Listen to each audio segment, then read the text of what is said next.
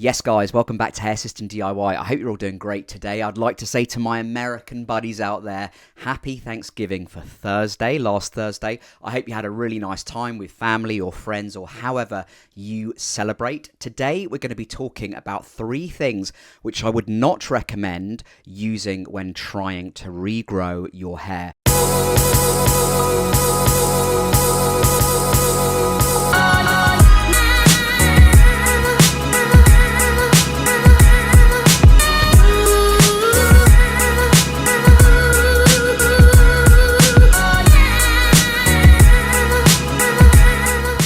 Now, there are literally hundreds and hundreds of treatments out there which have been made available for hair loss. 99.9% of them aren't medically or scientifically proven to be effective, and there's a lot of snake oil salesmen out there. But I'm going to focus on 3 which get quite a lot of traction and do have science to an extent, to a greater or lesser degree, behind them. But in my opinion, I wouldn't use for financial purposes. The costs would accumulate so much over time, and your end result I just don't think would be as good as if you wore a hair system, which is what I wear, otherwise known as a toupee. Some people call them wigs. I don't really care what they're called. But the first thing that I'm going to be focusing on is Propecia. Now, many of you who are watching this might have had an experience with Propecia, or you're thinking about using Propecia. The first thing I'd say, and the first thing I'd warn against, is this treatment is licensed, but it's not licensed for hair regrowth. It's licensed for hair loss to basically massively slow down the shedding of hair on your head.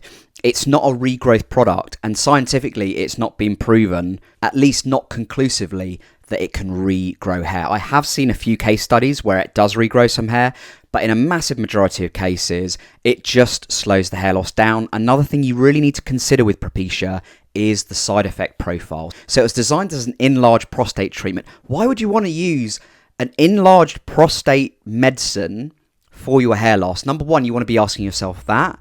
Number 2, the side effect profile is really quite wide-ranging. I took Propecia about 14 years ago, and I found it lowered my sexual libido. I became hyper-anxious, and I became really depressed. Before that period, I hadn't experienced any of those things. My libido was actually really high prior to that, but I felt like I was losing who I was as a person. And this wasn't thoroughly explained to me when I started using Propecia, and I wish it was, because I never would have used it. Guys, remember, just because it's medically certified doesn't mean it's the best option for you. There are other options out there, okay? Now, I'd also put minoxidil into the same bracket as Propecia. Yes, the science has shown that it can regrow hair, but to be perfectly frank with you guys, it doesn't regrow hair that well. Do you want to have a full head of hair, or do you want something that's really quite wispy, very thin, and just looks downright bad?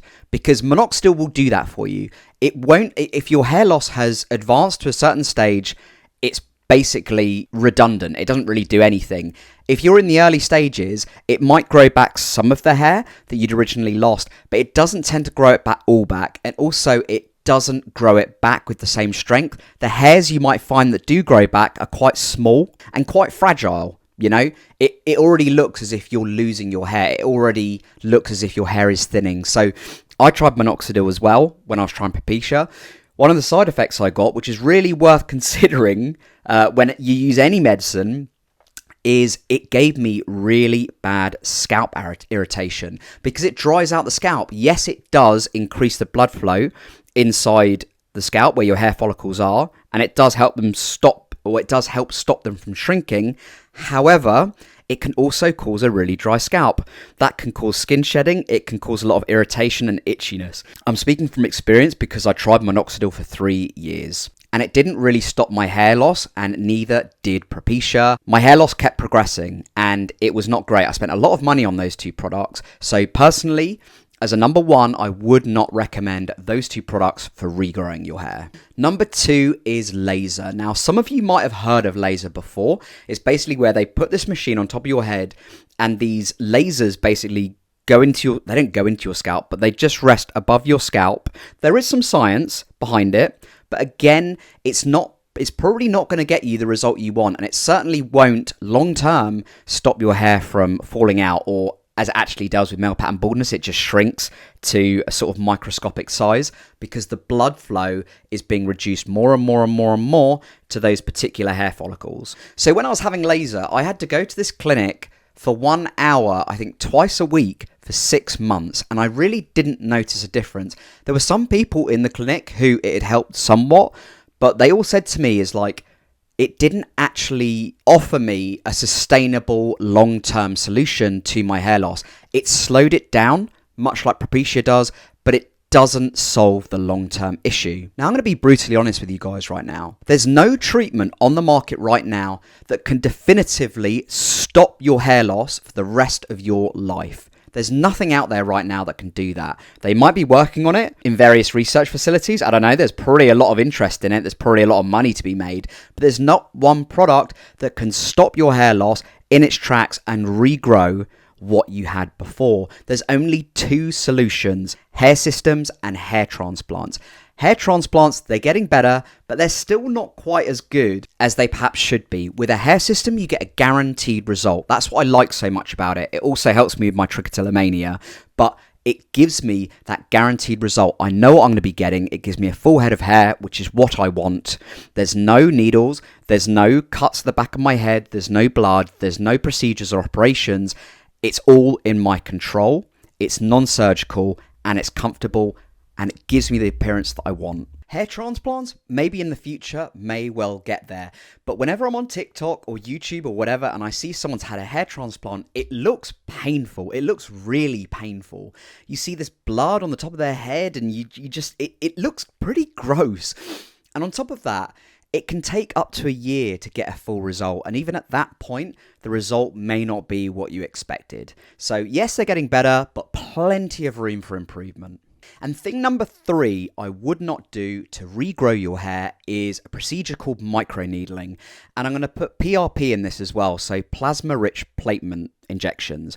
I would not recommend these because, again, it's not a long-term sustainable answer, and financially it doesn't make sense because it's really expensive and you have to go back a lot to maintain your results, and even then it's unlikely to give you a full head of hair unless you've started super early in your hair loss journey. Now with microneedling, basically they go into your scalp with like a needle, and it's basically, the whole idea behind it is to stimulate blood flow in your scalp where the hair loss is happening.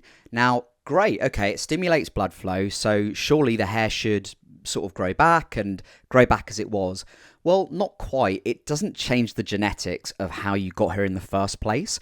So basically with male pattern baldness, it's a genetic condition whereby a hormone named DHT binds to these genetically susceptible fibers on the top of your head and it shrinks them over time. Now, microneedling doesn't solve that problem, and if you did microneedling, you'd have to do something else on top of it. So you'd have to take Propecia, which stops DHT from basically binding to those genetically susceptible hair fibers, and you probably have to take minoxidil to stimulate further growth on top. So as you can see, the costs of this are rapidly increasing. And PRP, so plasma-rich platelet injections, I just had a look at a clinic in London. They charge £500 per session. That's about $750 per session, and you have to go multiple times.